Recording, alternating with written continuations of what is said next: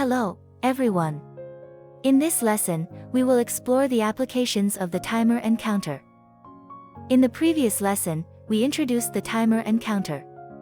Let's briefly review the relevant concepts. Timing and counting are two working modes controlled by the CT bit in the TMOD. This lesson will strengthen our understanding and application of these two modes, timing and counting, through two case studies. First, let's examine the first case. Applications of timers. We previously discussed a case involving the shift lighting of LEDs. In this updated case, we will modify it as follows. The LEDs should shift from the low bit D1 to the high bit D8, then reverse direction from high bit D8 to low bit D1, and repeat this process. The shift interval will be controlled by software, while the cycle period will be controlled by the timer. Let's look at the control program for this case. The overall structure of the program includes three functions: the main function, the shift function, and the table ISR. First, the shift function. The shift instruction facilitates data shifting, but in this example, we need to shift in different directions. Therefore, a parameter, essentially a flag, is set to determine whether the shift is left or right. After each shift, the shifted data is output through port P0 to light up the LEDs, and a delay loop is used to keep the LED state for a period. The if-else statement is used to check if the flag equals 0.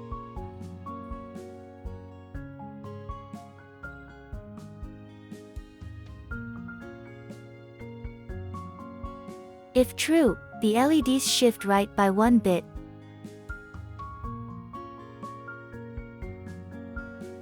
Otherwise, they shift left by 1 bit.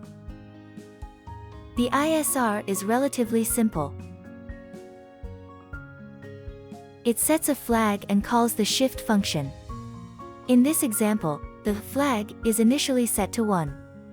According to the program's execution, it first performs a left shift, lighting up the LEDs from the low position D1 to the high position D8. It then performs a right shift, lighting up the LEDs from the high position D8 back to the low position D1. This behavior aligns with our design requirements. The parameters of the timer and counter are set in the main function. TL0 is set to 0x00, defining the initial count value. In this example, timer and counter T0 operates in mode 2, where the count value can be reloaded. 0x00 is the maximum count value. TMOD is set to 0x02, which configures timer 0 in mode 2. TR0 starts the timer, EA enables global interrupts, and ET0 enables timer 0 interrupts. T0 interrupt and TR0 are set to 1 to start timer 0. From this case, we can see the differences between ISRs and functions. Although they appear similar, an ISR must define its priority, unlike a function. Functions require explicit calls to execute, while ISRs execute automatically in response to an interrupt request without explicit calls.